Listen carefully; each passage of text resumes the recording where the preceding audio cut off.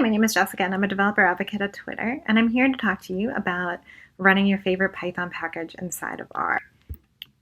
Let me know if this inspires you to create anything. You can reach me on Twitter at Jessica Garson. I'm happy to take a look at anything you're building or talk with you. My DMs are open, so feel free to reach out to me at Jessica Garson.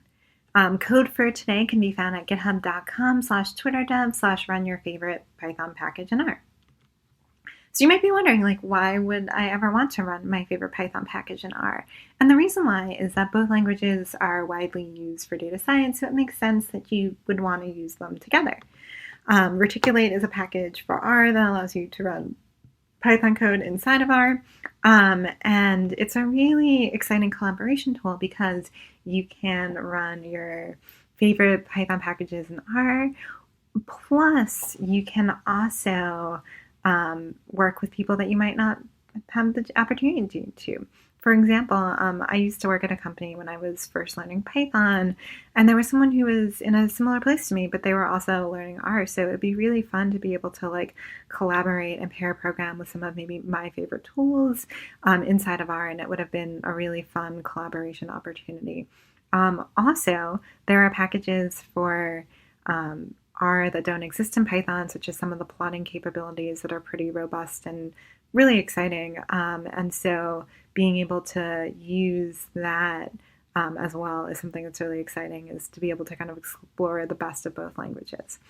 So a tool like Reticulate provides to be a pretty exciting collaboration tool. So how I got into this was I'm pretty active as a developer advocate at Twitter on the Twitter developer community forums, and I would see people often ask about premium support inside of R, since some of the support and some of the packages aren't the most robust. And so for some of our premium search endpoints, and so we have a wrapper called Search Tweets Python, and that's for Python, obviously. But a lot of people would be like, hey, I really want to run this. And be like, oh, we have Search Tweets Python. And they'd be like, but I want to run R. And so I was thinking about building Search Tweets R as a way to learn R more.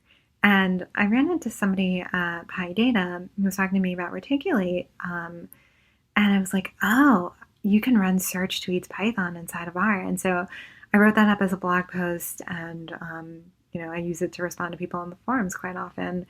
And I was really excited about it because I was like, okay, cool, now we can run this package inside of R.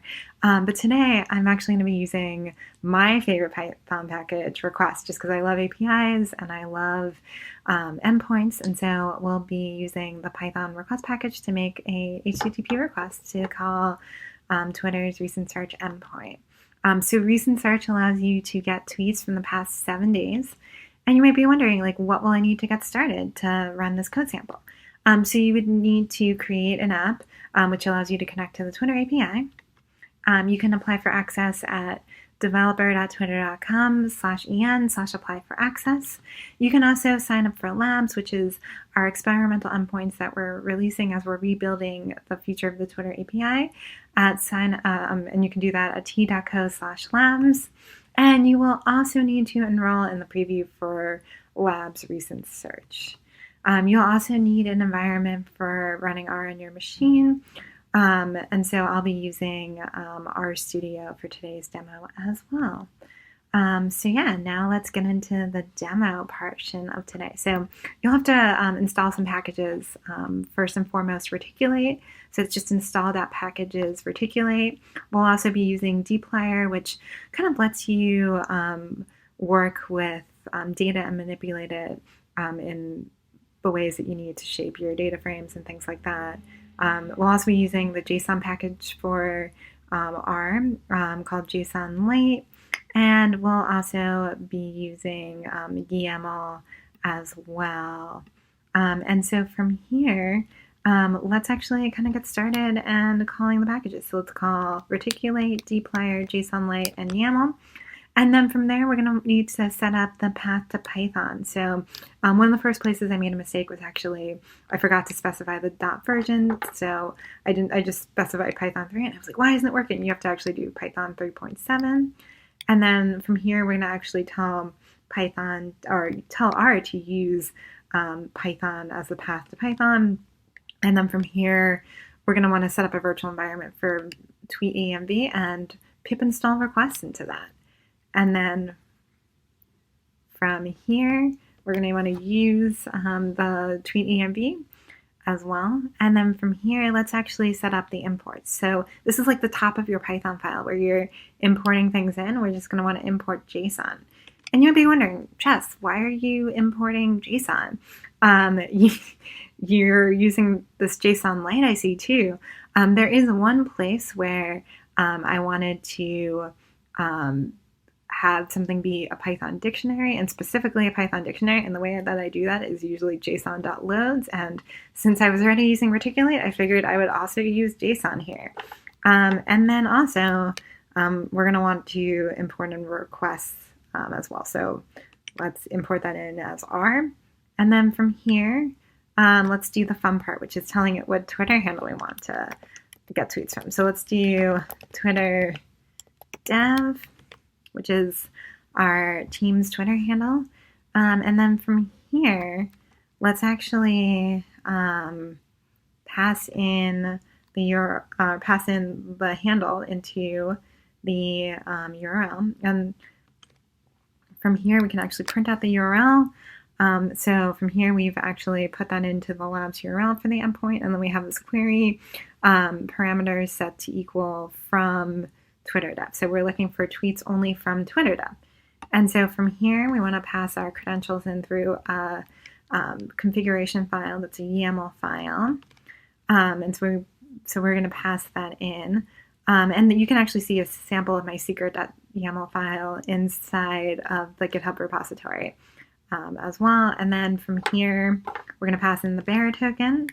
And then we're going to pass that into a string using string formatting, which is sprintf, as the headers. And then here's where I wanted this to be a Python dictionary so I could pass into the request. So from here, I'm actually going to use JSON loads, which is $loads in R, into the header. And then from here, I have this response. We're going to make a GET request to the URL, and we're going to set the headers as equal to that header dict that we just made. And then from here, we're going to print out the response text, which is pretty exciting. We got a JSON payload back, which is pretty exciting. We can actually, from here, create a variable called JSON data, and we're going to use the from JSON from the JSON Lite package for and we're going to pass in the response text. And we're going to set this as flattened to true, so that means that there are two kind of sub-dictionaries in here. One for meta, which gives you kind of the oldest and newest ID, as well as how many results you have as well. And then there's another object in here that has the data. So we're going to want to get both of those into a data frame, and we're going to pipe that into a data frame using dplyr. And then we're going to view the JSON data. This is so exciting. We have the last 10 tweets by default from Twitter dev. And so you can actually see that here. And then from here, we can actually pass that into a smaller function just by selecting this JSON data, the data.id and data.text. And let's actually view the smaller data frame that just has the data.id and data.text. So that is a quick example of how you can run requests inside of R. Super exciting. If you want to see the blog post I was talking about earlier, that's t.co/Python package R. Also, if you're like, hey, I'm not ready to get that deep into R yet, I'm just getting started, I did write a getting started blog post as well, which is t.co/getting started with R, and it walks you through Hello World and making your first calls with the Twitter API using RTweet, one of our community packages. Also, if you're working with the Twitter API and you are noticing things that you want to be different, or feature ideas or suggestions, let us know. You can give us feedback at twitterdevfeedback.uservoice.com. And if you're building with the Twitter API, I'd love to have a conversation and talk with you and get your ideas for the future. And again, let me know if this inspires you to create anything. You can reach out to me on Twitter. My DMs are open at Jessica Garson. And also, you can let us know at Twitter Dev. It always makes our day when people are building on the Twitter API or on the Twitter community forums. Thanks again.